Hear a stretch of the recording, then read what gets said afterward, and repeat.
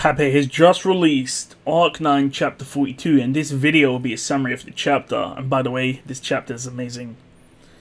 O gods, O Buddhas, O Lord Odlagna, I swear on my life I'll never hug a plush toy again.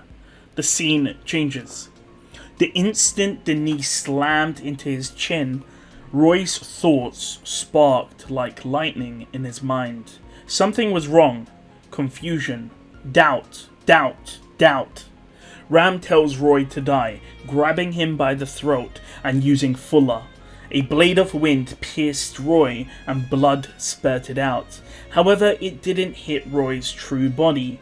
Roy transformed into an individual who had a very sturdy body, using his authority of Eclipse. Roy then used the Leaper ability and teleported himself and Ram to the air. However, Ram unleashed another El Fuller. Roy praised Ram for being a very good fighter. However, the wind blade didn't pierce Roy's transformed body.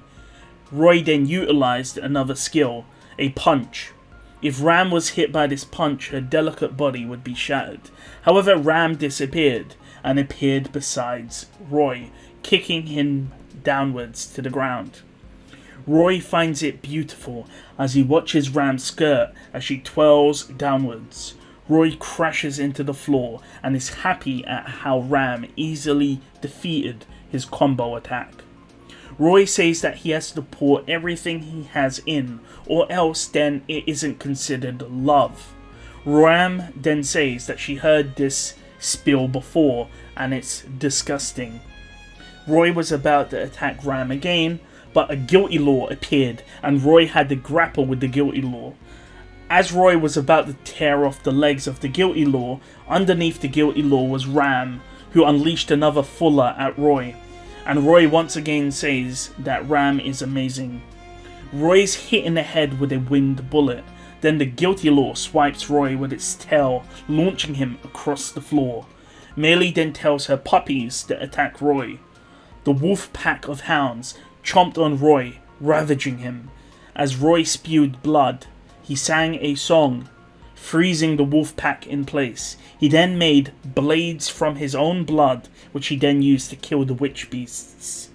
Roy stood up. His body was covered in bite marks. From the dead corpses of the witch beasts, butterflies arose. Roy then praises Melancholy and Ram, saying that he didn't know that they grew so close. Maybe it was their journey in the sand sea of the Ugria sand dunes. Roy did have affection for both of them. He was happy at their skill. Roy also pondered how Volcanica was teleported away from them. Roy speculates that it's an authority. However, he reasons using his memories that the authority holder, Pride, must be Clind, meaning that Clind is the missing seat of Pride. Meaning that they took Volcanica away so that their fight wouldn't involve anyone else. Also, if both Roswell and Clind were not present, their authority wouldn't be a factor in Roy's fight, meaning that Roy can savor this fight. If Subaru was present, they may have called themselves the Orderbusters. They were there to use every piece of wisdom that they have, every piece of strength that they have to defeat their opponents. Roy, seeing this, wanted to give them all gold stars. However, there was one blemish. It wasn't on the enemy team, but for his own allies. Roy, from the corner of his eye, spots Hankl, who is crouching down and has a bleeding nose. Roy doesn't think poorly of Hankl.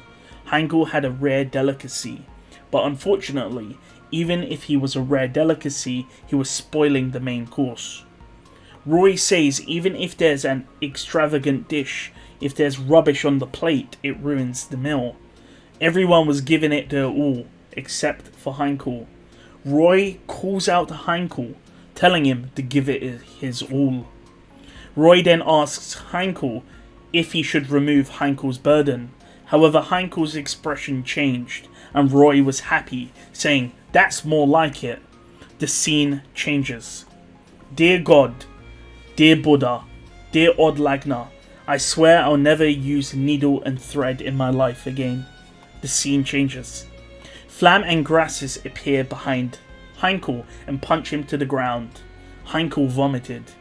The two twins that serve his own household were now looking down at him. The twins say that Hankl stabbed the former head, Wilhelm, and their loyalty belongs to Reinhard. Hankl looks at the dirt. The twins attack him again.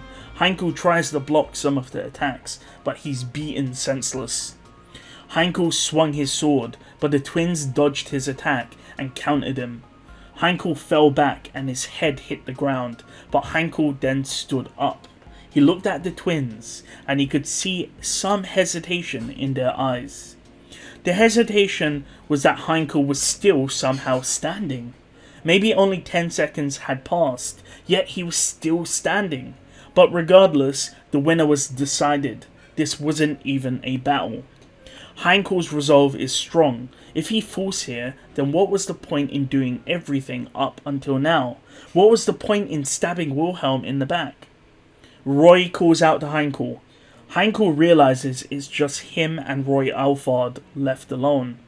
Hankl thinks of teaming up with Gluttony. He knows Subaru teamed up with Gluttony in Wallachia. Hankl knows that even a Sin Archbishop wouldn't want to die, meaning maybe they could work together. Roy asks if he should release Hankl's burden. It wasn't a plea of help, it was a selfish remark. It was just Hankl and Roy. Why would Roy drive a wedge between them? No, Roy didn't drive a wedge between them. A wedge always existed between them because Roy was a Sin Archbishop. How would he respond to Roy?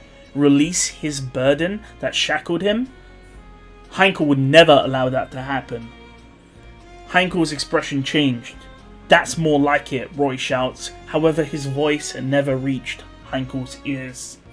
Hankl now has his resolve back. The twins say that they will use their true power from now on, and they stomp on the floor, launching earth at Hankl, who slashes it in half.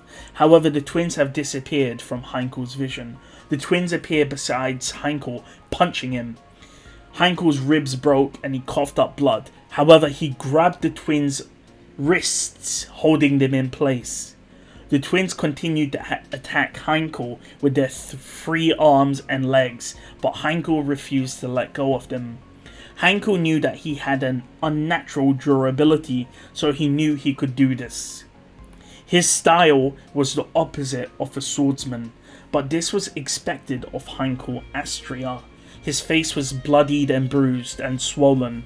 Hankl then attempted to slam both of the twins into the floor.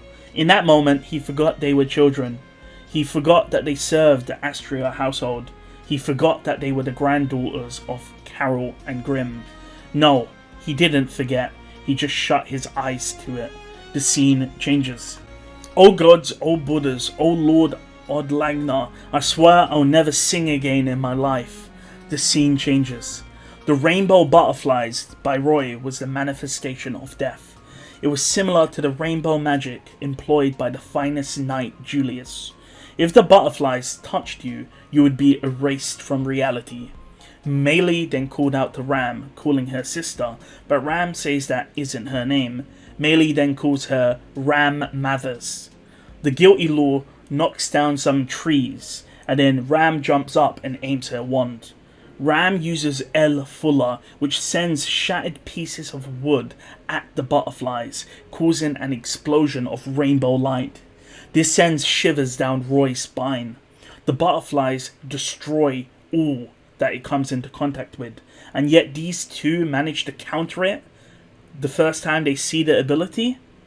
However, some of the butterflies did survive, and Roy now entered the battle with the Leaper ability. The butterflies came from the sides, and Roy came from behind, a triple pincer attack. But a baby's cry was heard by Roy. An abomination of a witch beast appeared, with twin flaming swords, and a shrieking sound that sounds like a baby's cry. It spun its swords, eviscerating the remaining butterflies. Meili says that it was a pain to bring it from the Sand Sea.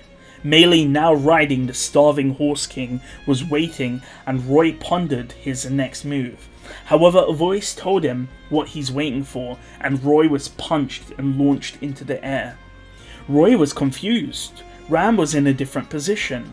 He had assumed the authority user was no longer a threat because they were with Volcanica, but since Ram managed to disappear and reappear elsewhere, that means that there's a possibility he needs to think of. In his vision, he sees Hankl get punched in the face by Gaston. We see that Hankl never managed to slam the twins into the ground. Gaston managed to save them in time, meaning that someone was watching the situation and teleporting people around. Roy shouldn't blame Hankl, after all he himself was hit with the same tactic. Roy thought to himself, and he came up with the answer, speaking to the girl who was present.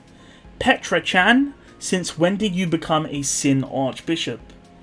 Petra says to not call her that disgusting title, instead to call her with a better name. Petra smiled. She was the game maker who abused her witch factor to dominate the battlefield. I am the Witch of Melancholy, Petra Light. And with that, the chapter ends. What a banger chapter. So we now have Petra taking Clint's witch factor. I don't even know where to go. This is insane. Also, it seems to be implied that Ram has married Roswell off screen, based on what Ram is telling Melee to call her. But let me know what you think of this chapter. It's insane.